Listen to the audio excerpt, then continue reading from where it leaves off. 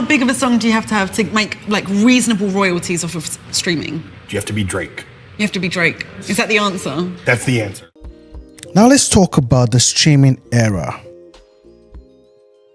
The era of music that we're in right now. Long gone are the days when most people listen to music on the radio, a CD, or their record player. Today, over 50% of all the music we listen to, we stream. What is the worth of music? If you are an independent musician who is participating in the streaming economy, both you and your listeners are paying these companies in the transaction of selling your music. Chances are that your intellectual property actually has negative value right now. What is the worth of putting your music on a streaming platform that pays you zero to nothing? Well, I need $1 because streaming ain't working for me. It's JEJE Vibe. Can you feel the vibe? Feel the vibe? Feel the vibe? I'm feeling it. You know it's JEJE Vibe. And you don't feel the vibe. JEJE Vibe, JEJE Vibe, JEJE Vibe. Oh, JEJE. Ladies and gentlemen, you're welcome to JEJE Vibe. It's JEJE Vibe. You know I got the amazing queen with Thanks, my love, the amazing host. You know it's JEJE Vibe.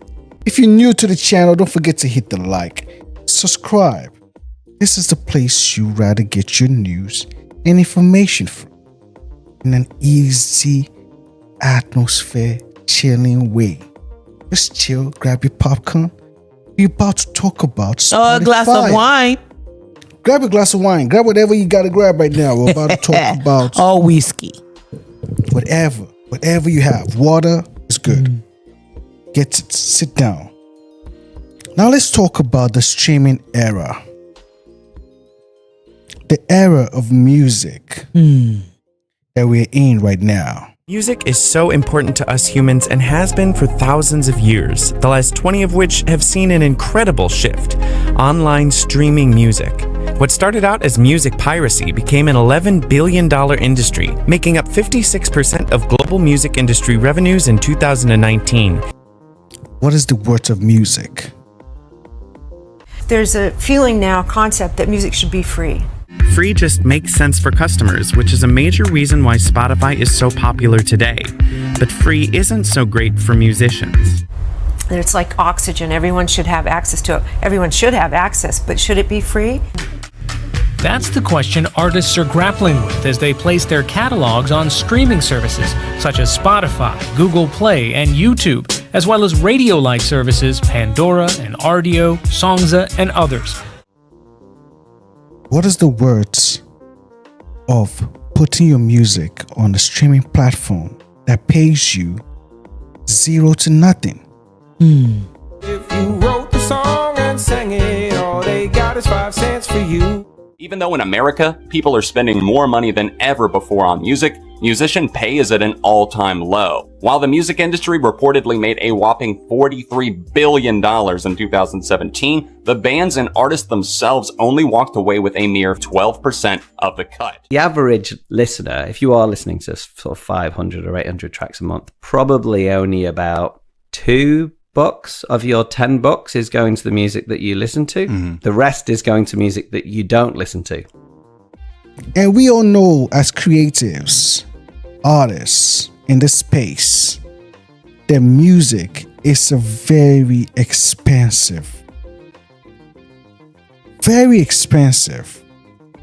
process or product to make. It is also time consuming. The time in which you take to write the songs, the studio time you also have to pay in order for you to record the song, in order for you to mix and master the song, in order for you to market the song. Licensing too. Every aspect of this. Distribution of the music that you've created. Artwork. It's a whole lot. And yet, this streaming platform are not putting that into consideration. I need $1 is what I need. Now I'm speaking from the perspective as an independent artist. For those of you who are signed to a record label, this might not really affect you because you already signed your life away. The 360. What is a 360 deal, multiple rights deal, in the music industry? As the music business evolved from 8 tracks and records to compact discs and digital downloads, record companies had to evolve their business model to make money off the changes in technology. Physical sales of music are getting lower every year, and digital streaming and downloads are increasing rapidly. This was an alarm for record companies to change the working model to survive the transition. The record label's answer to the new digital age in music is the 360 deal. 360 deals are contracts that allow the record label to receive a percentage of the earnings from all of the artist's activities, rather than just earnings from record sales. 360 deals, also called multiple rights deals, are contracts where the record labels earn a percentage of the artist's ancillary rights. These rights may be the earnings made from concert revenue, merchandise sales, digital sales, streaming royalties, licensing, endorsement deals, and any other income stream you may think of. You've already signed your life away. Like, well, we don't have to call names, but you know those who are in a record deal. Hey, or you probably, hey. Even your words now are being controlled. It's facts. How you make your music are being controlled. When You've lost your creativity. You've lost your creative rights. Once you sign those papers, depending on the deals most of you have, once you sign those papers, your creativity is no longer yours. And we've seen so many artists come off over the years to complain.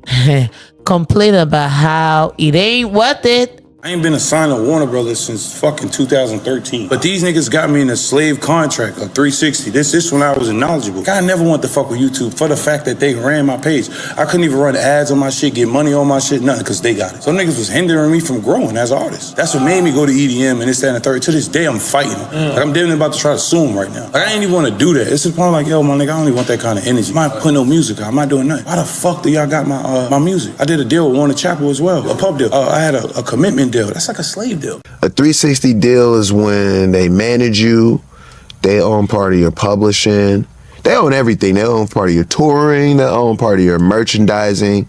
So basically you're getting money off of everything that you do.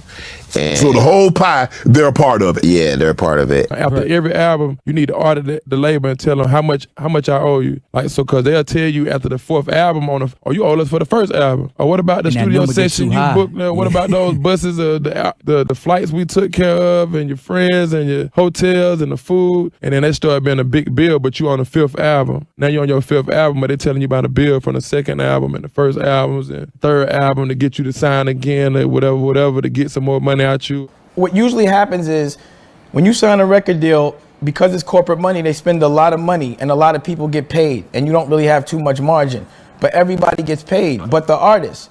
And the artist is cool with that because that's the commercial for them to go make their money selling their merch, which is their t-shirts, and make their money from their show. Now, you can't, I own your ass on the road and your clothes, and also every time you make money from endorsements. So you actually telling someone to give up their whole entire behind. And they shouldn't. And I've watched them trick people into thinking that after they built their foundation and they have their show and all the exposure is done, that they need them to go to the next level and then have them sell their whole entire behind away. 360, whole 360 degrees of your ass away. It ain't worth it. And yet, we're still seeing new artists falling into that trap too. Mm-hmm. If you look at the guys now, that's probably big right now with social media. I just seen they had NBA Youngboy. He's the biggest YouTuber influencer as far as music. He did a deal for $2 million for 5 records. So think about that. You got the money up front, but imagine what they get. We have to teach that to the next generation. Look at the bigger picture. Don't just look at the now. At a certain point, Youngboy woke up, realized how unfair his deal was, and started fighting for his release. Beginning with this simple post on his IG story from July of 2020 that read, "I said they can have the next 4 albums for free. All I want is my masters, and I still got told no. Dirty game." So, some don't want to be saved, Well, I'm not here but to save you nevertheless, guys. these also gave birth to, I guess, I don't want to say gave birth now. These also, I guess, produced mediocre artists now because of Facts. how the record labels handles things. Facts. We're sitting in the music. The Music is trash. It's been created these days as trash. There's no more talent cultivation or building a talent. Yeah, because the truly talented ones don't want to be controlled. They don't want to be controlled. And even still, they rather just go for someone who already has a clout and give them a record deal and get them to go start recording. Hey, they chase after trend, and which is just quick and out. Quick. But let's get back to Spotify. Listening to music in the past looked something like this. Pretty different, huh? Yes, these were actually a thing. Be it vinyl, cassette tapes, or CDs, it definitely wasn't as easy as it is now. But for the same price a month with Spotify, you will be able to stream unlimited music. But all that changed when Spotify came onto the scene. Spotify is currently the world's most used streaming platform. Spotify has dominated the streaming music industry with about 130 million premium subscribers worldwide. In 2017 alone, Spotify users streamed over 40 billion hours of content. Spotify. Well, I need $1, Mr. Spotify, tell me please. Spotify has been one of the platforms that pays the least. Ain't nobody bought my CD since before 2003. Spotify and Apple both don't release exactly how much they pay distributors per stream, but it has been reported that Spotify pays around 70% of the revenue made on a stream. Spotify has been one of the platforms that pays the least. The average amount per stream is 0.0038. If you have a record label, the rate goes down way more because then you're sharing with the label. The amount artists receive on a single play is minuscule. On Spotify, that number is somewhere around 0.004 cents per play. I averaged to about a tenth of a penny per stream, and that's for projects with multiple musicians. Divide that by 4. I don't even know how to graphically show that, like a quarter of a tenth of a penny. I wonder how they've been able to go ahead doing this for years. And even the artists on the platform hardly talk about it. Some of them come out and complain. 1 million streams will buy you a brand new pack of gum. If you're on Spotify right now listening to my band, you would have to stream one of our songs 786 times for me to be able to buy a single cup of coffee. Dozens of young artists coming to me on Twitter every day going, I've got however many million plays, I have 200,000 monthly listeners, I do not make minimum wage.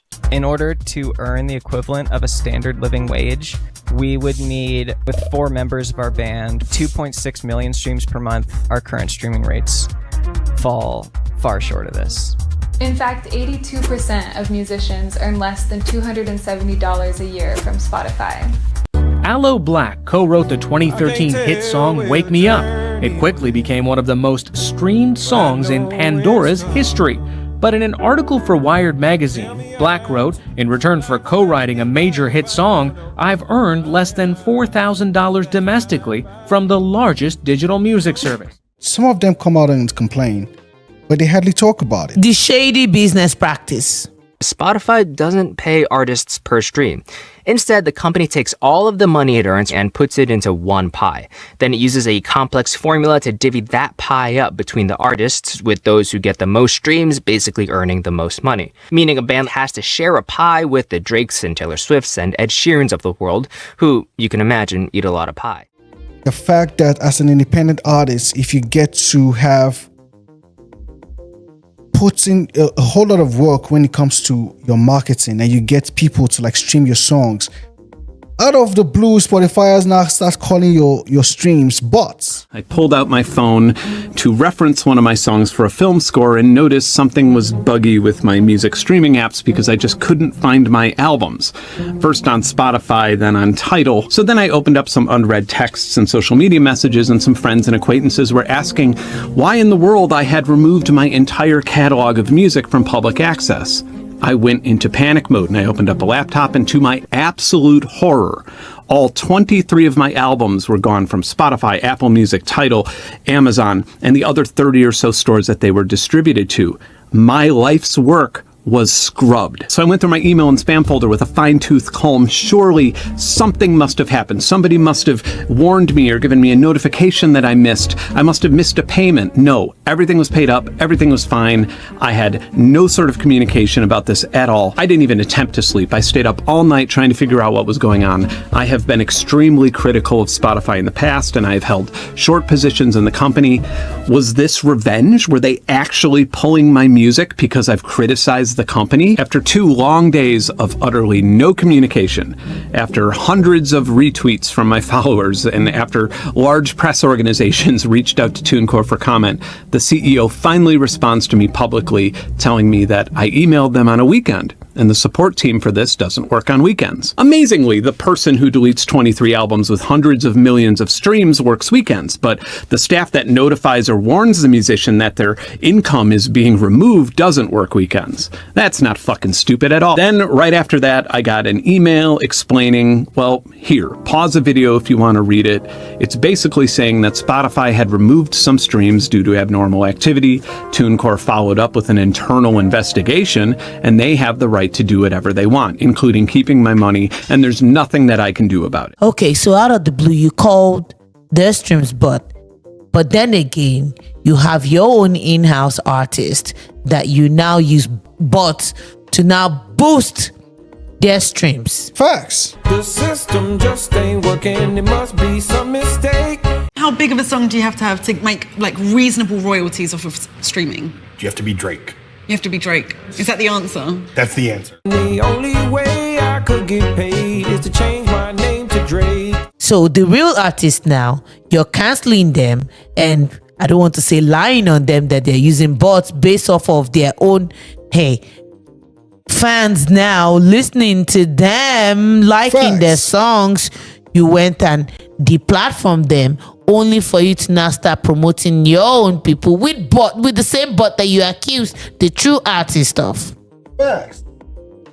A heated feud between 2 popular rappers is now turning into a legal battle. Drake has filed a lawsuit against Universal Music Group, or UMG, claiming it falsely inflated the popularity of Kendrick Lamar's song, Not Like Us. Lamar released the single back in May as a diss track against Drake. According to Spotify, the song has more than 900 million streams, but Drake's suit argues that UMG used bots and launched a pay-to-play scheme to increase those numbers and make the song go viral. UMG denies the claims. It's also worth noting Drake is currently represented by Republic Records, which is a division of UMG.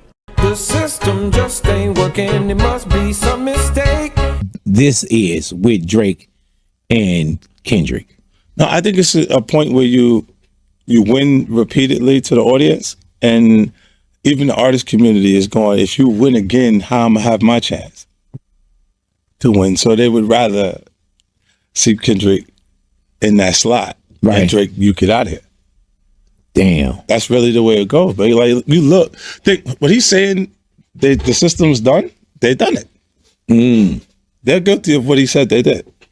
Like where I'm at Interscope, they are G Unit and G Unit at the same time. Right, gotcha. Wow. On the same system, big. The same person delivering the record, telling you to play 50 Cent is delivering the record, saying play game. Wow. And it's just business. They're looking at it like it's business. It's selling the record. But everything that they said that he did, that they did for Kendrick, is something they did for him.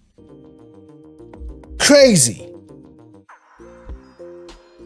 A whole lot of artists has been complaining, saying that the streams are not bots, but somehow Spotify says the streams are bots. Or the songs have been botted. This is crazy. The labels are making money, the streaming services too.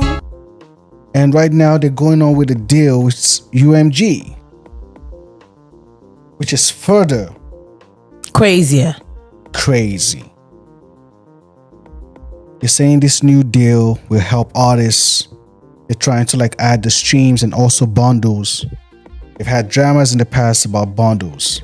So this article here on musicweek.com says Universal Music Group and Spotify have unveiled a new multi-year agreement for recorded music and music publishing.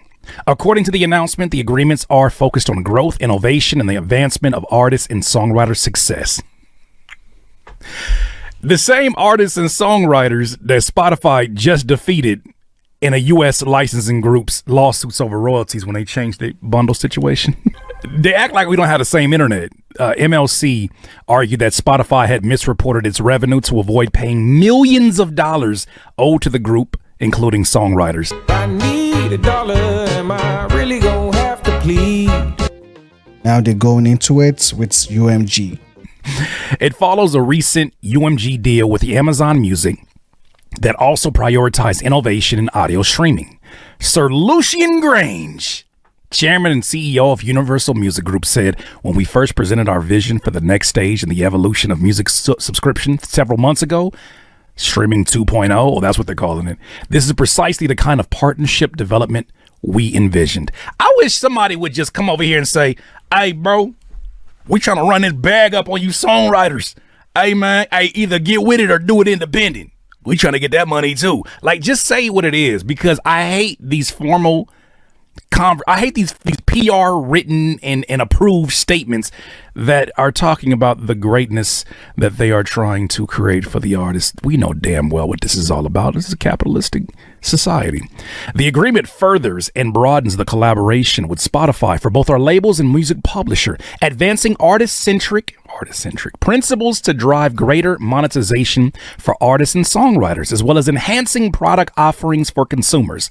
Daniel Yick had to say and give his 2 cents. The founder and CEO of Spotify said, for nearly 2 decades, Spotify has made good on its commitment to return the music industry to growth.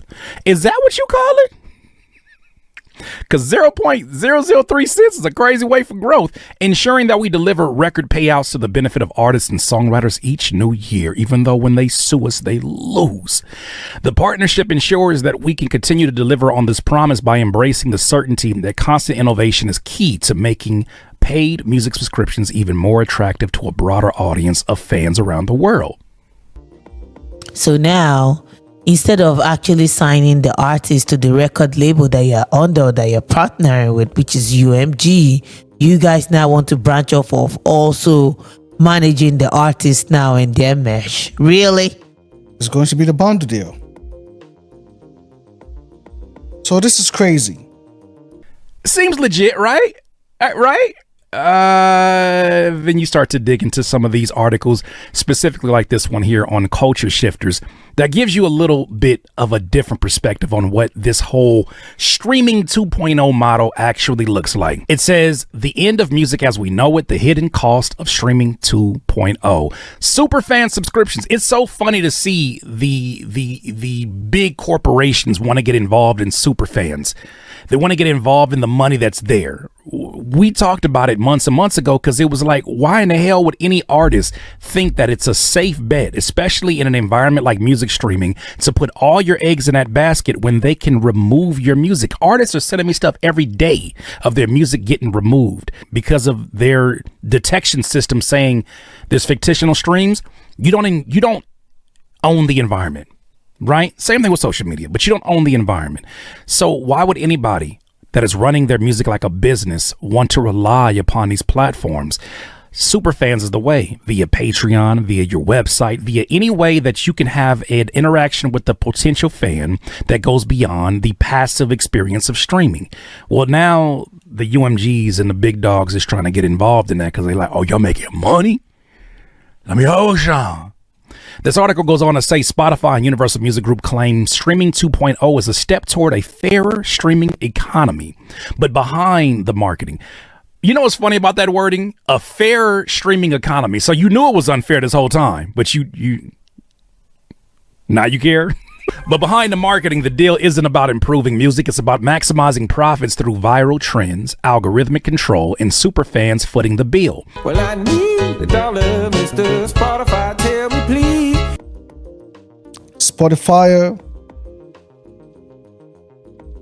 I think we need a new way of maybe selling music. What this means for music. Music for memes, not emotion. Songs will be crafted for 10-second virality, not depth or longevity. Memes over melodies. For those of you that remember that Demolition Man movie, and when the Sylvester Stallone's character woke up in the future and he saw that all songs had turned into jingles, I feel like they're trying to fast forward that process.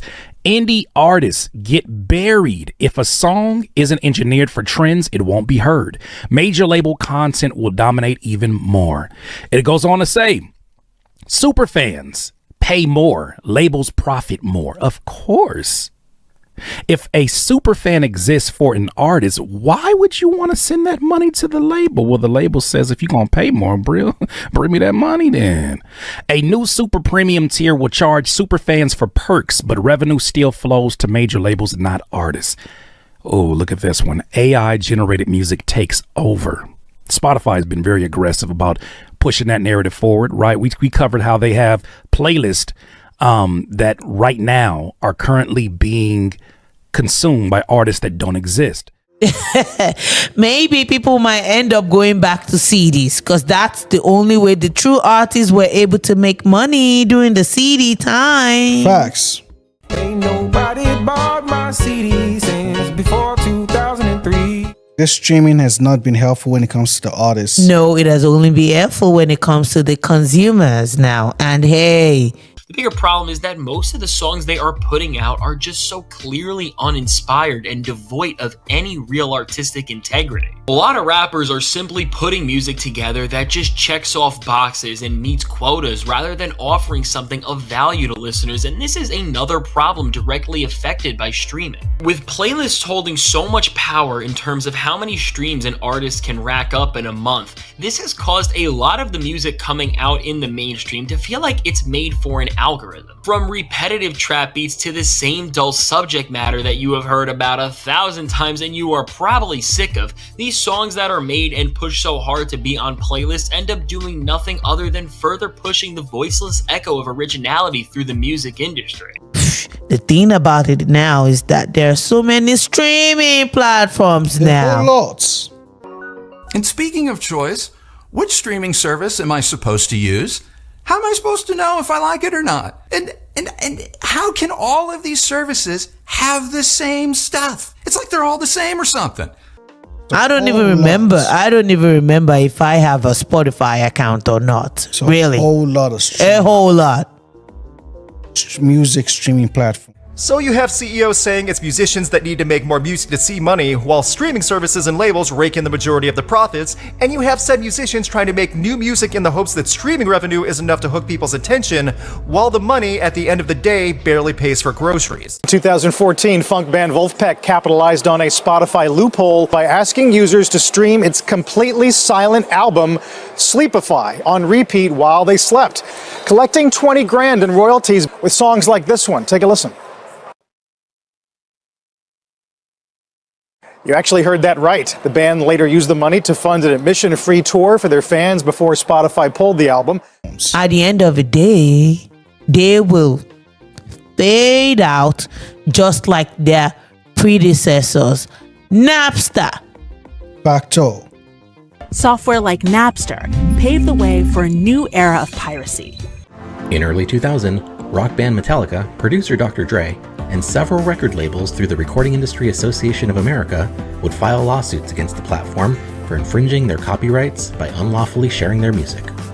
Unable to settle every lawsuit, on July 11, 2001, Napster was forced to shut down its entire network and ultimately declare bankruptcy. So are we looking at a new era of music where we're going to have a new way that we share and consume music that is going to be beneficial for the artist and also the consumer of music? The creator, the real artists and the real creators will have to find their footing at the end of the day. Facts. Eventually. So if you have an idea of how the music business is going in the future, drop a comment and let us know what you think about the new phase of the music industry. Also, where we're going. Also, hey, this is my 2 cents now. The true artist, hold on to your craft. Easy work. You know it's JEJE Vibe. See you in the next one. JEJE Vibe. It's the JEJE Vibe. It's JEJE Vibe. I'm JEJE. I'm feeling it. You know it's JEJE Vibe. I'm JEJE. JEJE Vibe. It's JEJE Vibe.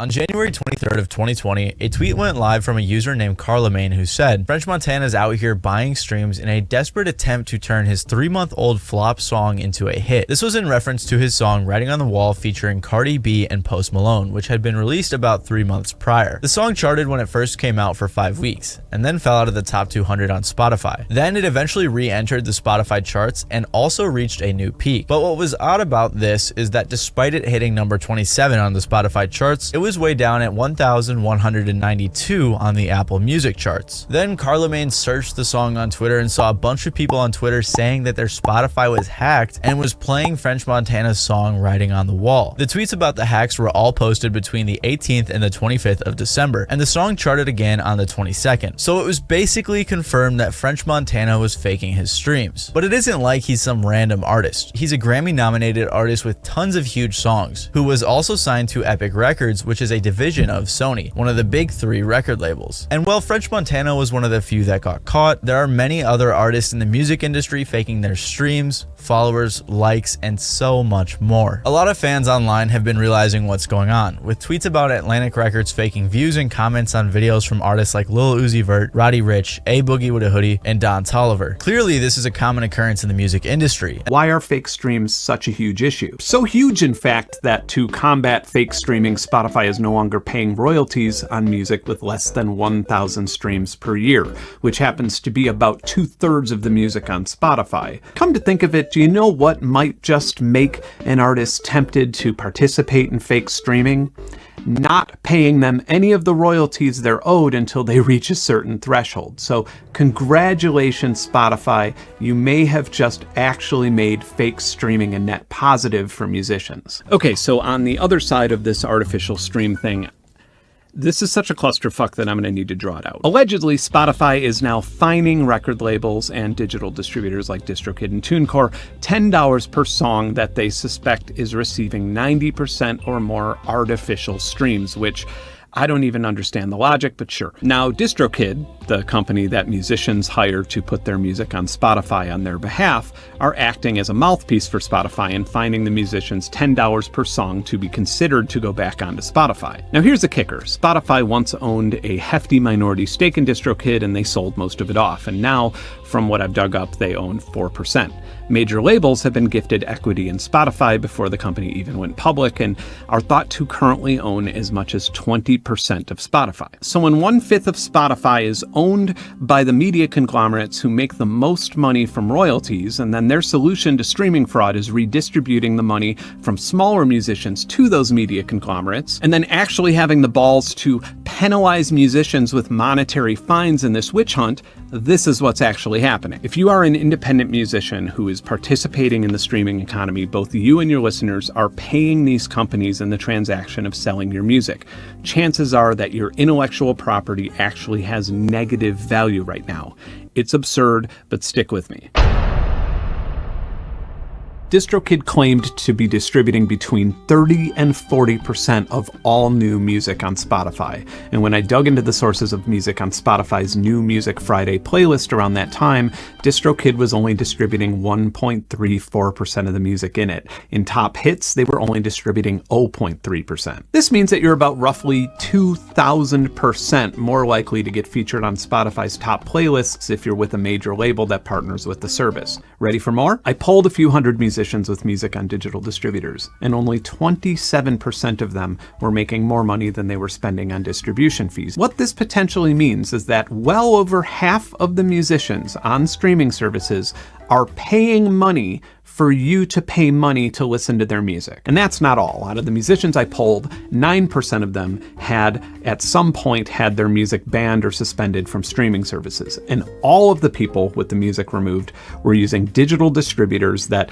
collected subscription fees rather than a percentage of royalty. What's even more interesting, I asked the musicians if they have ever paid for fake streaming before, either in a way that they thought was legitimate or illegitimate at the time. And the ones who had paid for fake streams were a little bit less likely to have had their music pulled off of Spotify for fake streaming. So at least in this data, there is literally no correlation between deliberate fake streams and the artists getting accused of and punished for them. In fact, it seems like across the board, with no exceptions that I could find, when you pay to be submitted to a playlist, you're increasing the odds that you will be accused of fake streaming or fined, or your music will be nuked from streaming.